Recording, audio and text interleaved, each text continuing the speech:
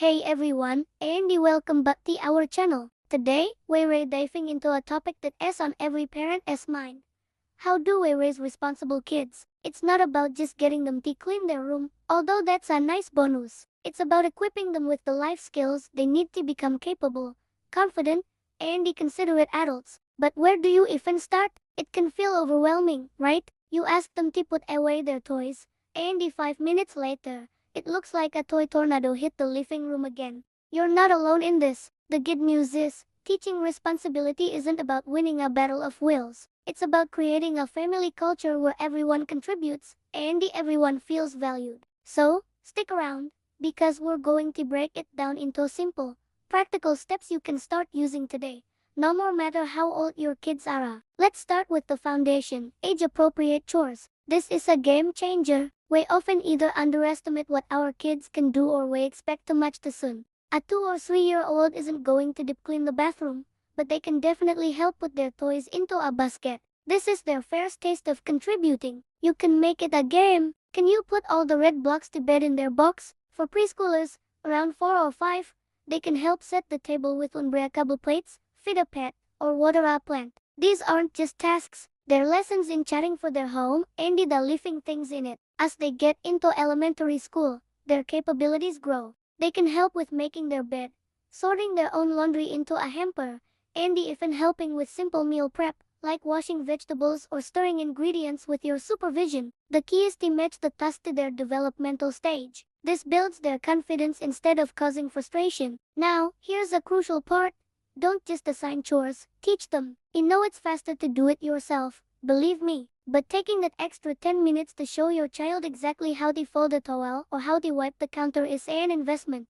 Do it with them the first few times. Use the you do method. First, you show them how it's done. Next, you do it together. Finally, you let them try it on their own while you supervise. This approach is supportive and encouraging. It's also important to be clear about your expectations. Clean your room is vague. What does clean look like to you? Be specific. Say, please put your books back on the shelf and your dirty clothes in the hamper. This gives them a clear, achievable goal. And remember, perfection is not the goal. Progress is. If their bed isn't made perfectly, that's okay. Acknowledge their effort first. You can say, wow, thank you so much for making your bed. I love how you pulled the covers up. That positive reinforcement is so much more powerful than criticism. Let's talk about the big debate, allowances. Should you pay your kids for chores? So there are different schools of thought on this. Some experts believe that chores are just part of being in a family, and they shouldn't be tied to money. It's about contributing to the household.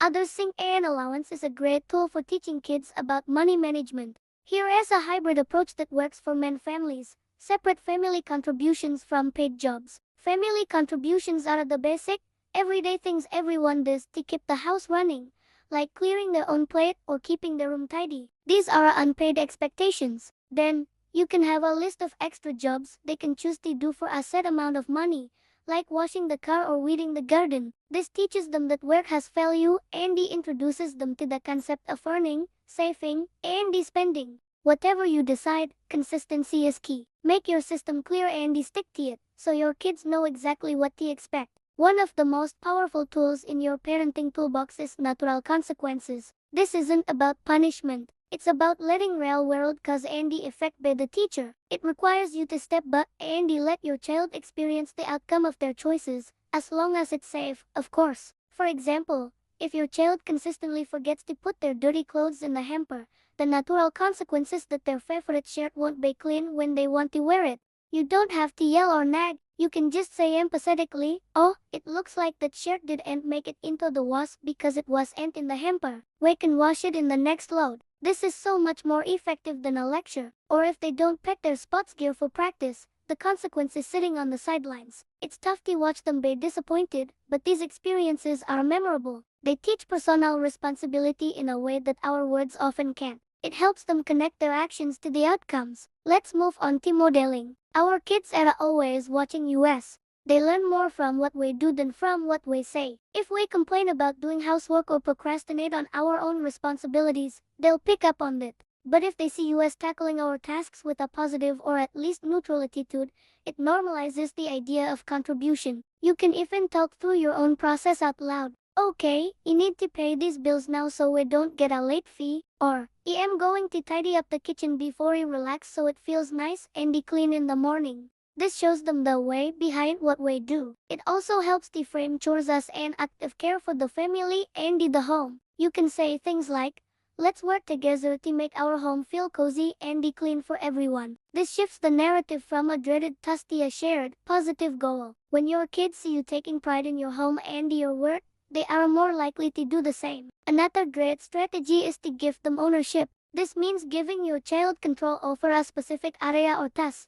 Maybe one child is the official pet manager, responsible for feeding and watering the dog every day. Maybe another is the mail master, in charge of bringing in the mail. When you give them a title and true ownership, it fosters a huge sense of pride and importance. They aren't just doing a chore, they have a role. This also means letting them do it their way, within reason. If your child is in charge of organizing the pantry, let them decide where the cereal boxes go. It might not be the way you would do it, but allowing them that autonomy is a powerful motivator. It shows them you trust them and value their judgment. This trust is the fertile ground where responsibility grows. You're not just delegating a task, you're empowering your child. It's also essential to use encouraging language. The words we choose matter immensely. Instead of saying, if you don't clean your room, you can't watch TV, try framing it positively. As soon as your room is clean, you're welcome to watch TV. See the difference? The first is a threat. The second is a statement of fact that puts them in control.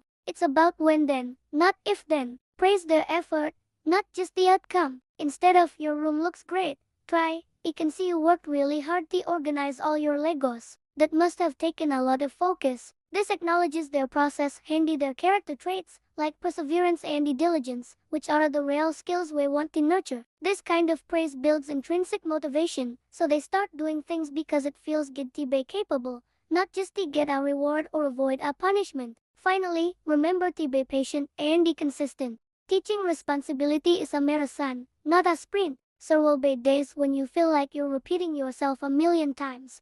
There will be regression. Your child who was so good at making their bed for a month might suddenly stop. That's normal. Don't get discouraged. Just calmly and consistently hold the boundary. You see your bed isn't made. Please go make it before you come down for breakfast. Consistency is what turns these actions into habits. It creates a predictable structure in which your child can thrive. And most importantly, connect with them. Responsibility isn't just about tasks, it's about being a responsible member of a loving family. Take the time to do chores together, put on some music, and make it a time for connection, not conflict. Raising responsible kids is one of the greatest gifts we can give them. It prepares them for school, for friendships, for their future career, and for a successful, happy life. So to recap, start with age-appropriate chores, teach the skills, patiently decide on a clear system for allowances if you use them. Allow natural consequences to be the teacher, model responsible behavior yourself, give them ownership, use encouraging, when then, language, and above all be consistent and patient.